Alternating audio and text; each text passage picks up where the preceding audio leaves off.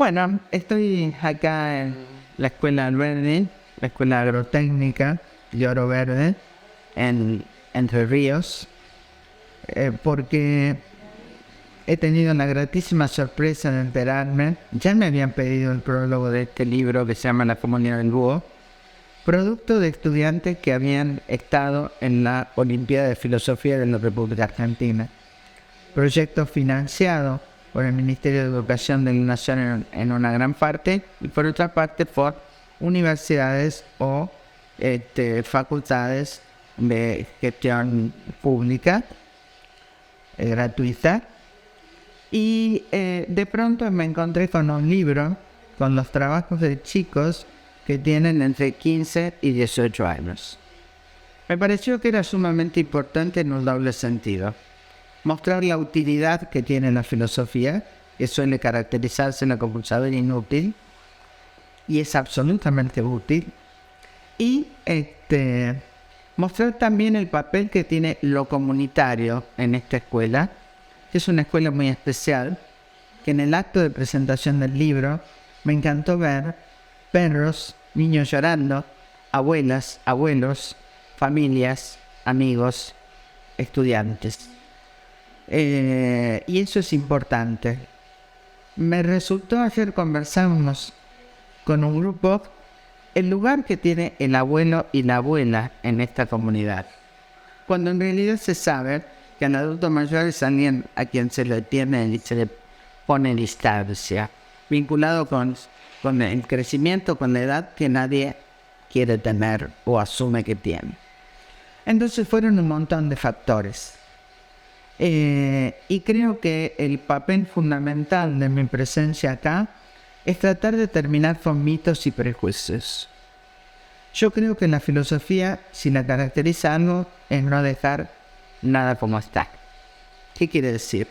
No colocarme en esto porque es lo que se dice, sino saber por qué se dice, por qué se hace y generar preguntas y cuestionamientos. Y también recuperar esta imagen de los jóvenes, de los adolescentes, que no son esos chicos que no hacen nada, no trabajan, no estudian, no escriben, no se interesan por nada. Acá mostramos esa otra cara. ¿Por qué? Porque hubo familias que lo contenían y porque hubo una institución dependiente de la universidad que indudablemente fomenta esa creatividad. Y no pensar que los chicos son tontos porque son chicos. Y también sacar los prejuicios, respecto de la filosofía, entendida como saber abstracto de un conjunto de personas que están ahí deslizándose por el cielo, con enormes barbas, túnicas, sino que la filosofía se nutre de la vida, de la política, del diálogo, de la existencia humana, de la ciencia, del arte, de la música. Porque la filosofía es la única que en todo caso se pregunta ¿qué es el número? Que no se lo preguntan matemáticos. Cuando yo voy a dar un curso donde hay muchos matemáticos y me dicen, ustedes son muy abstractos. Sí. Y yo les pregunto, ¿ustedes vieron un número 2 esperando el ómnibus? Yo nunca. O sea, la matemática con la geometría y la aritmética son construcciones mentales. Nadie puede ver un número. Podemos ver dos cosas, dos sillones, dos astros, dos zapatos, dos personas, pero no el número 2. Es una creación de la mente humana. Entonces, mostrar que la filosofía tiene una utilidad. No construyo puentes, pero construyo cambios. Cambios en los modos de pensar. Y pensemos cuán importante es hoy cambiar el modo de pensar, que encasilla a estudiantes que cuestionan la escuela sin, como totalidades, sin poder ver los matices y las diferencias.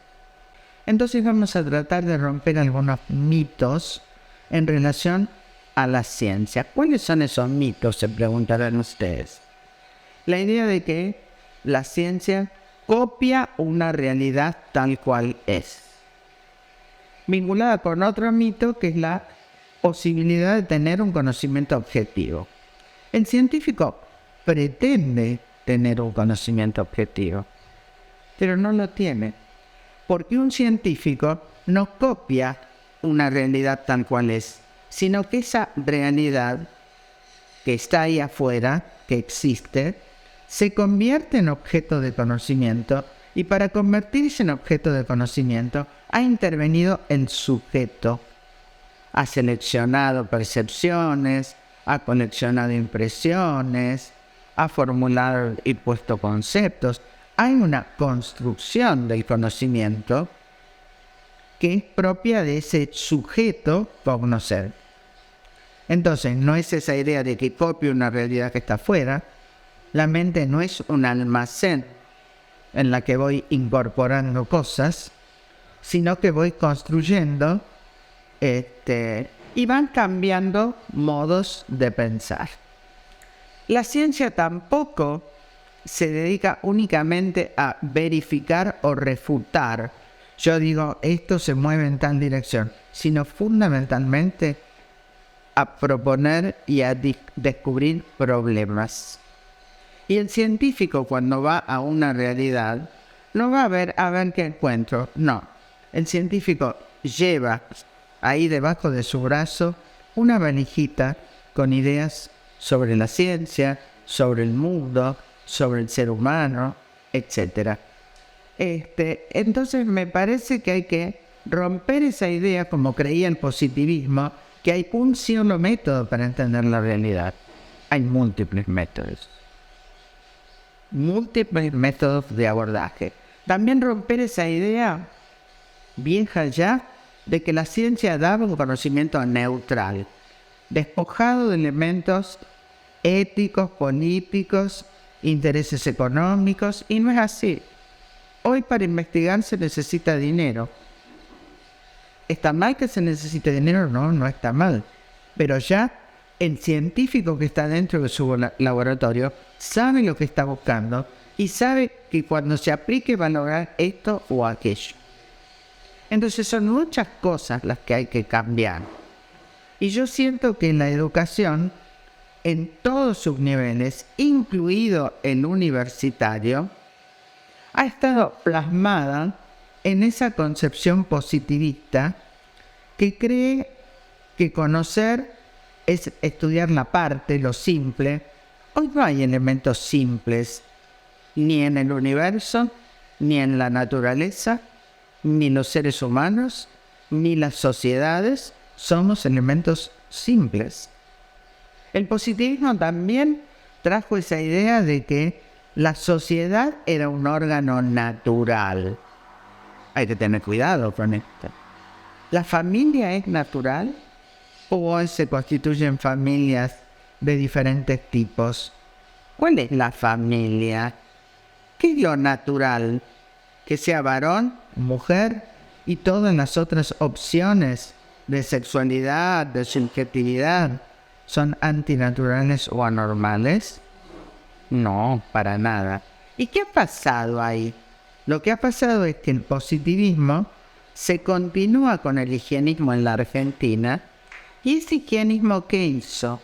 Ese higienismo fue aquel que pretendió limpiar, higienizar a la sociedad de todo aquello que consideraban no natural, anormal, léase enfermos con enfermedades venéreas, homosexuales, inmigrantes, pobres, o sea, negros, culturas diferentes a la civilización europea. Entonces, también eso a veces adhirió en la escuela.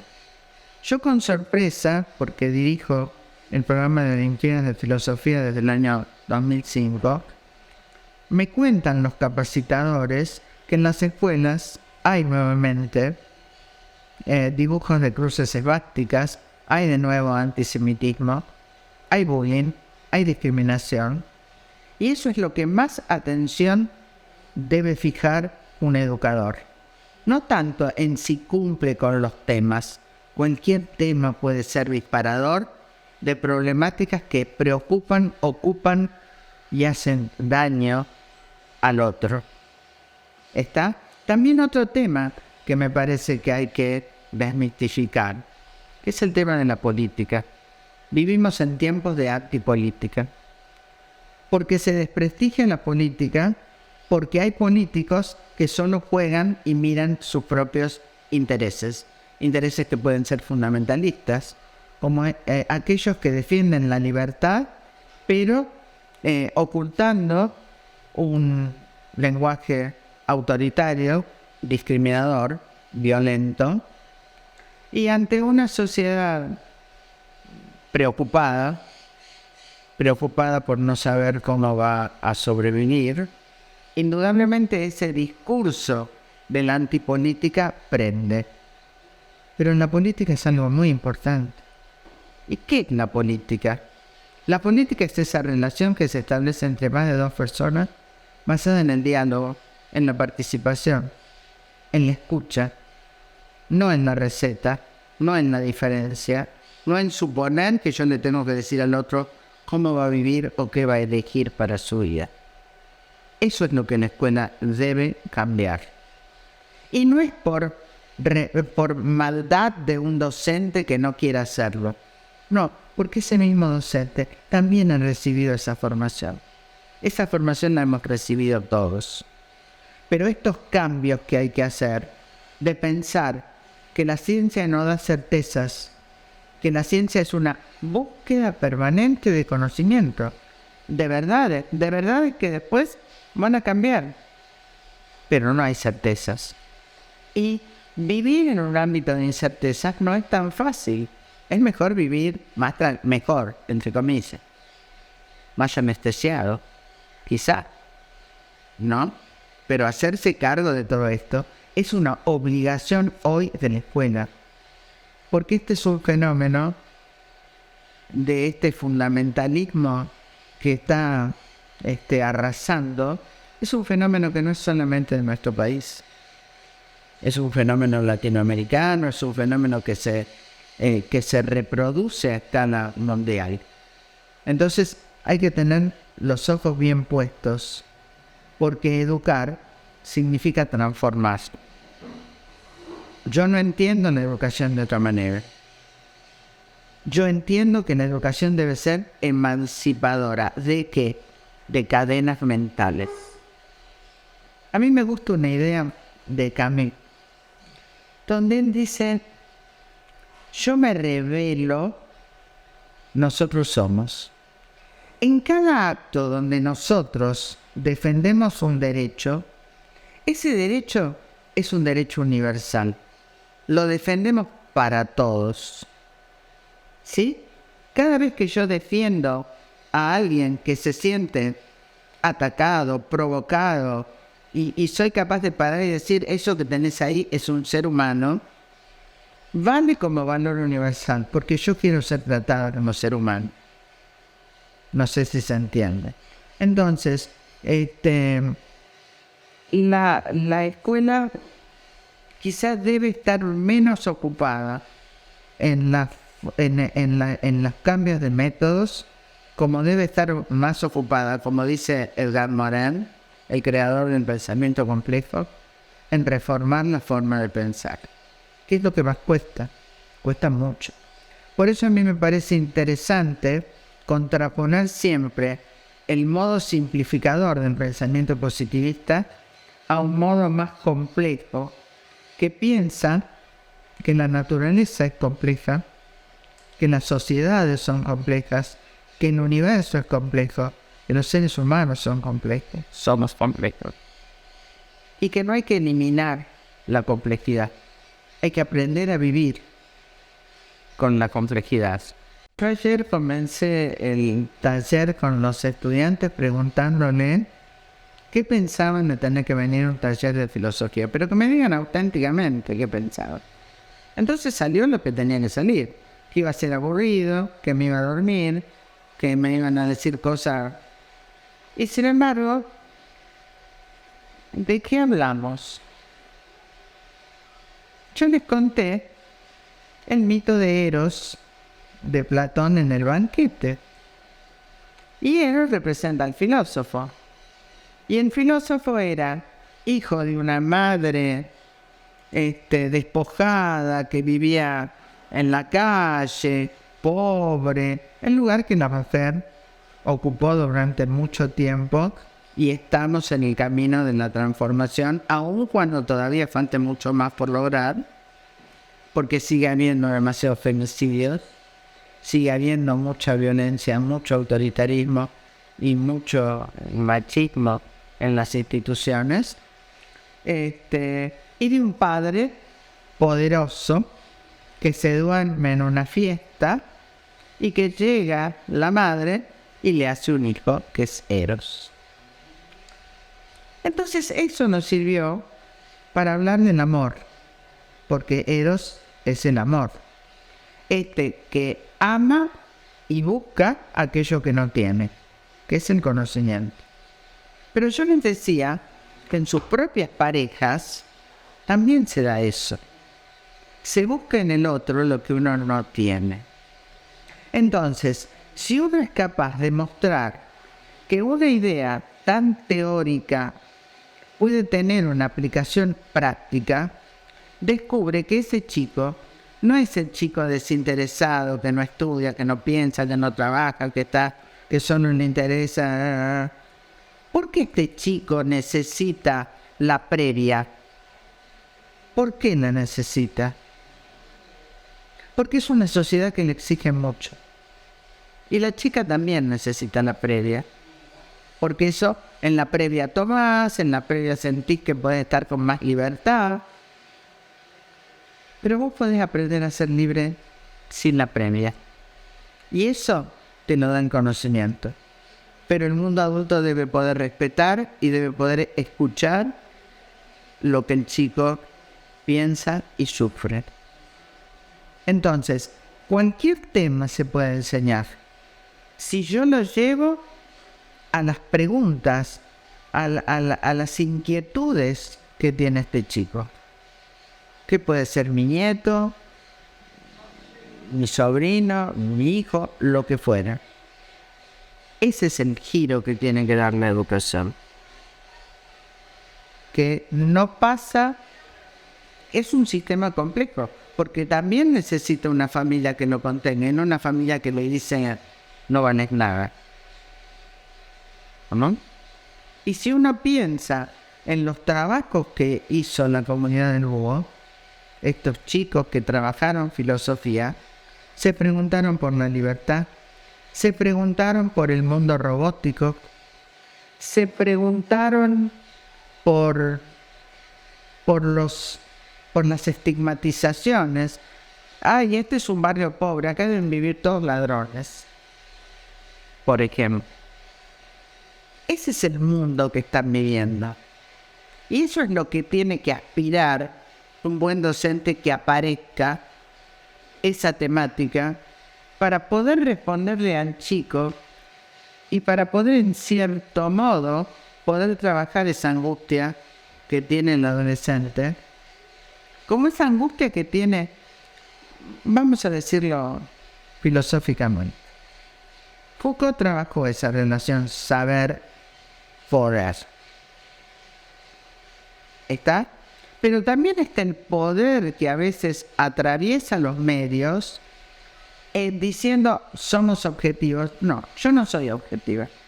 Yo cuando me senté acá no soy objetiva. Soy el producto de mi formación. Nací en Palermo, estudié en la UBA, tuve un padre que pasaba cine. Yo soy producto de esa historia, como otros son productos de otra historia.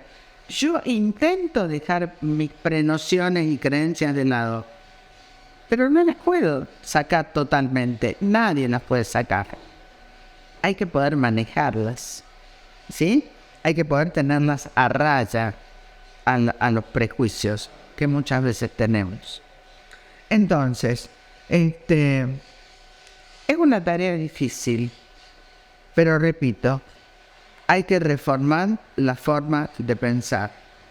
Hay que reivindicar la política como esa relación con el otro, en función del otro, y cómo necesito del otro para constituirme como sujeto. Vos fíjate o fíjense ustedes la importancia que ha tenido la mirada del otro en los trabajos de los chicos.